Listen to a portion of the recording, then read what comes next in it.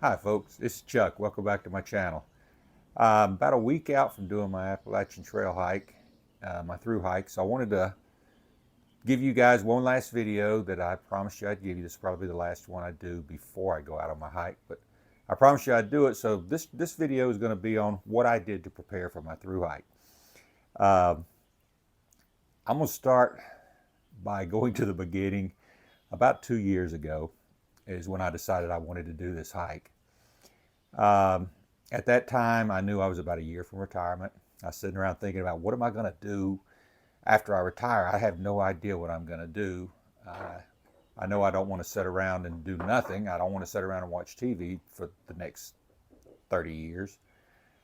So I got, I was talking to my boys, and like I told you in one of my other videos, my boys were hiking. They were doing a lot of hiking and backpacking, and I said, that would be a good thing to do. And I knew I wanted to do the Appalachian Trail years ago, so I got to thinking, okay, I'll do the Appalachian Trail. So this was about 2 years ago. So in March of 2022, March of 2022, I decided to start training for the Appalachian Trail. I had no idea what I was getting into. I had no idea what camping and backpacking was even about. I knew what camping was. We'd gone camping before, and car camping, but I hadn't done a lot of backpacking. So I started doing research like everybody does. I started doing research. I started looking at all of the equipment that was going to be needed. I started watching the videos of other people who had through hiked the Appalachian Trail. And I decided, okay, this is something I'm going to do. Now, before I really get into this, I want to let you guys know, this is what I did to prepare. I don't want to tell you I'm an expert at backpacking. I don't want to tell you I'm an expert at fitness. This is what I did, and we'll see how it works out for me. First thing I started doing was walking. And you got to realize at that time I was 250 pounds.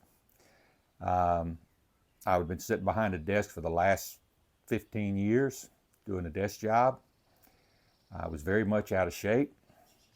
So I knew I had to start walking and getting in shape. So I started off doing 3 miles.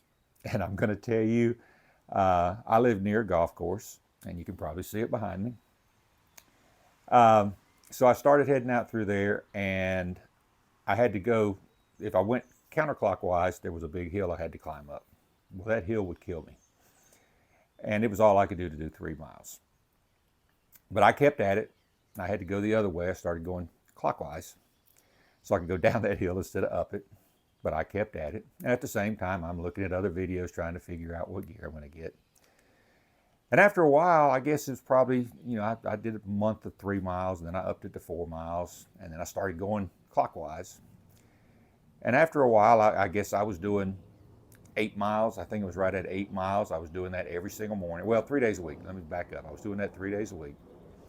And I was doing 8 miles.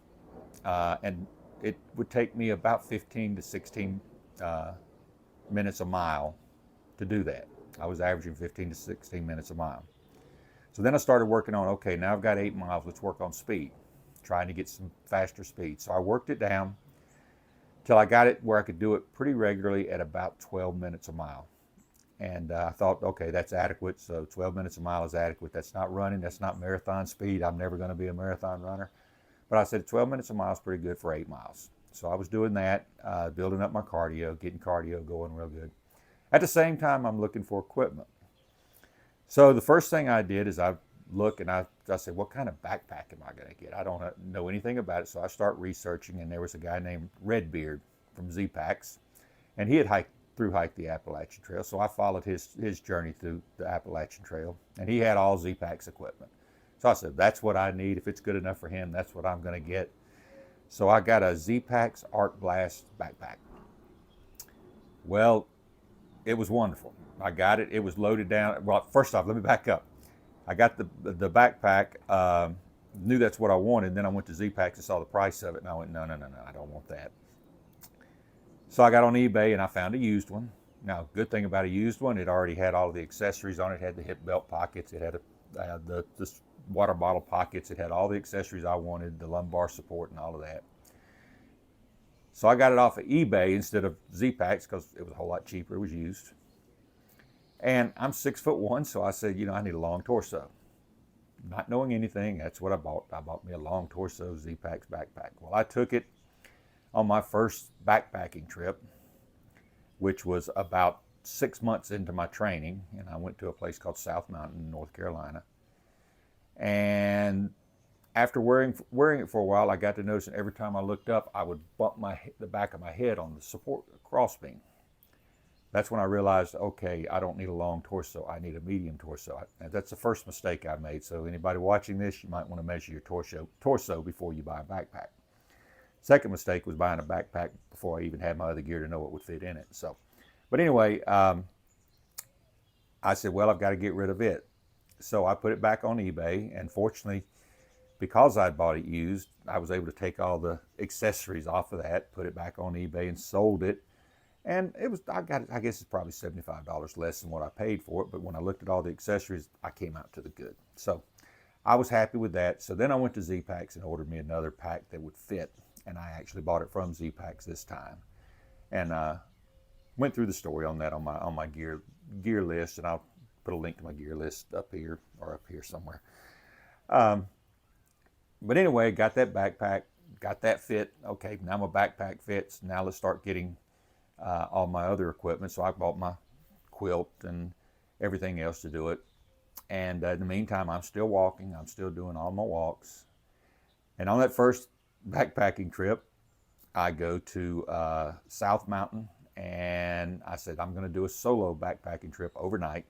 Never had been in the woods overnight by myself. Never had sleep by myself overnight. But I said, that's one of the things they say you need to do.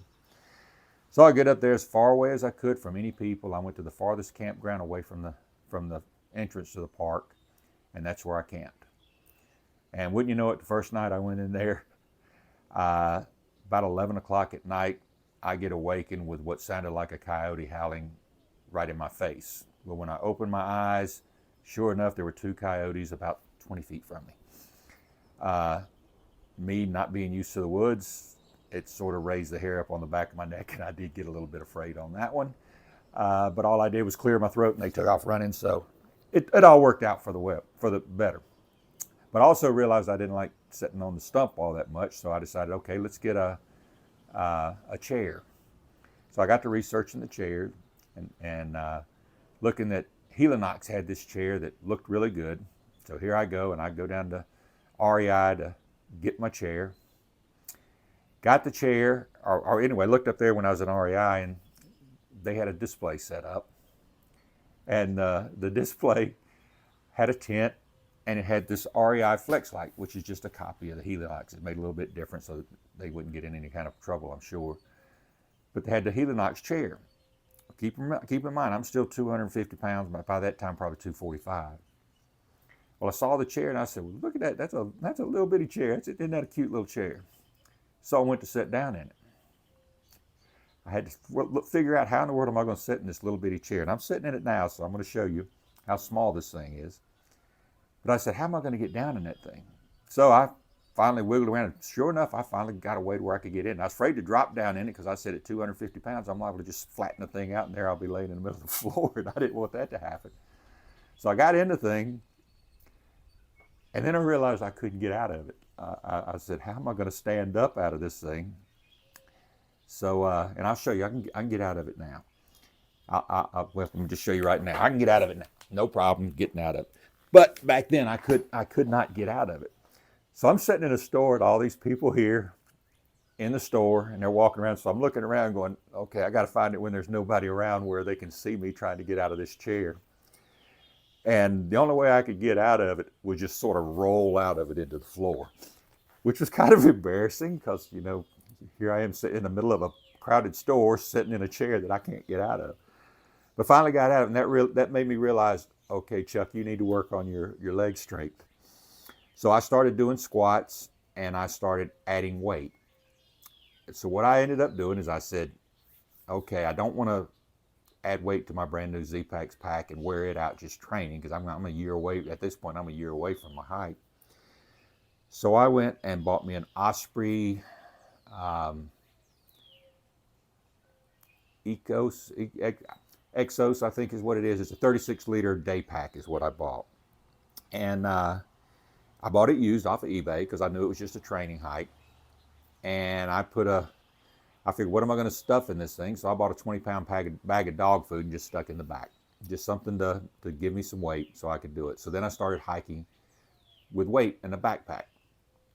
And I was doing that. I was alternating between hiking with the backpack on. I would do 1 week with the backpack on. The next week would be without the backpack. And with the backpack, I was a little bit slower, but then without the backpack, I was still concentrating on trying to make it in 12 minutes. So I kept on doing that, and finally I kept increasing my distance. And after a while, I think I was up to 12 miles every other day, 12 miles every other day with the backpack. And then I started updating the weight. And again, I'm still buying equipment, trying to figure out what I'm going to do. And I'm watching all kinds of YouTube videos that I highly recommend. A lot of people do that, and most people do if they're thinking about doing this. So started adding the weight. And this went on for probably, I guess it was almost a year. And then finally my boys I call them my boys, they'll always be my boys, they're grown men now, but they were going to do a hike. And the week after Christmas in 2022, we decided to go to Linville Gorge. And by this time I'm thinking, okay, I've been doing this with the backpack for a while. I've taken a couple of other hikes, and I think I'm ready for the Linville Gorge. Well, we went to the Linville Gorge, and I think we did about 25 miles, and needless to say, it almost killed me. I'm thinking, my gosh, I'm never going to make it on the Appalachian Trail. How am I going to do this?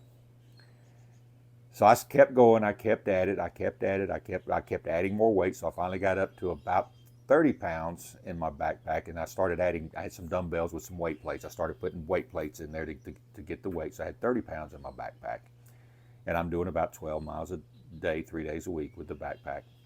And in April of 2023, we got together and we did the Foothills Trail.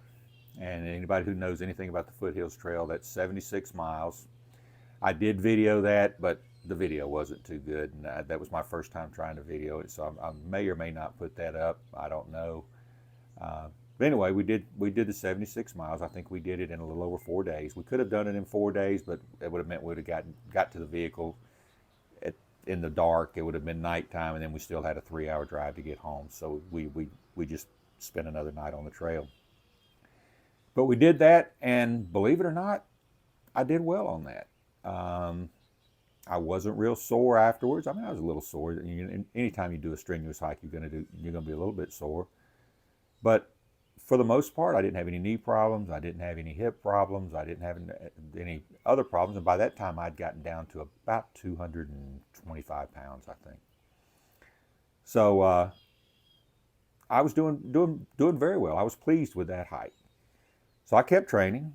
After that, I took a couple more individual hikes. I went up to Grandfather Mountain. I did the Profile Trail up Grandfather Mountain, up the Grandfather Trail, where we had to do the ladders and the cables, and very good hike. It was a day hike.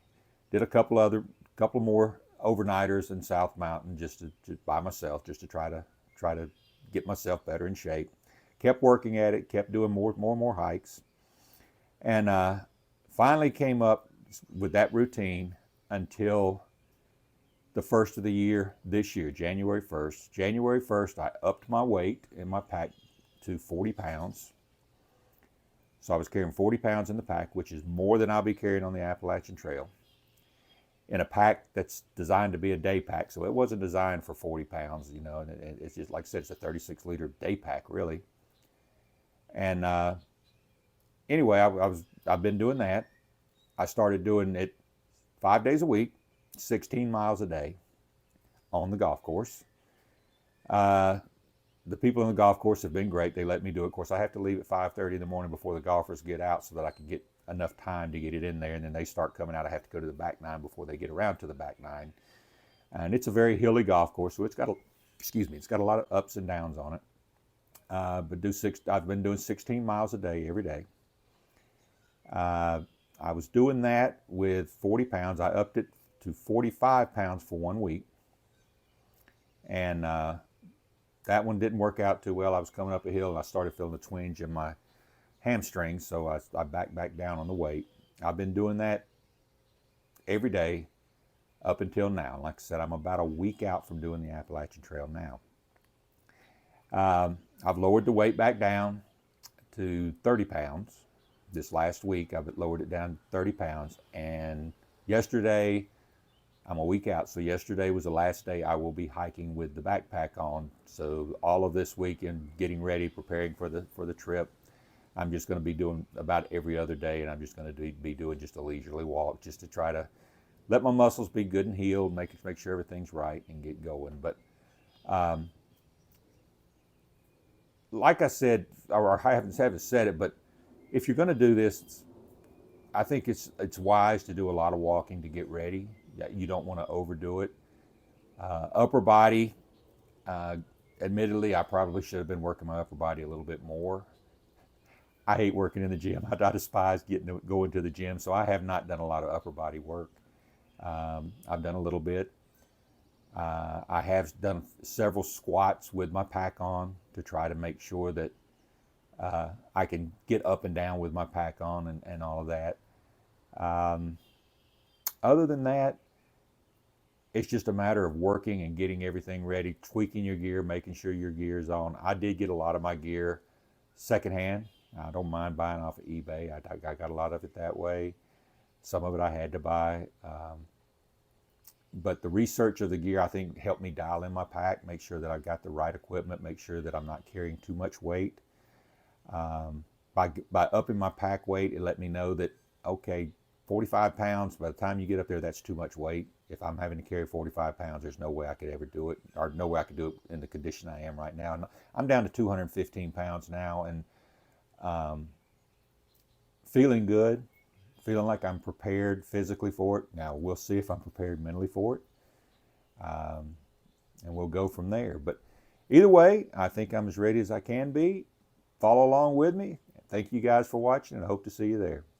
Have a good one.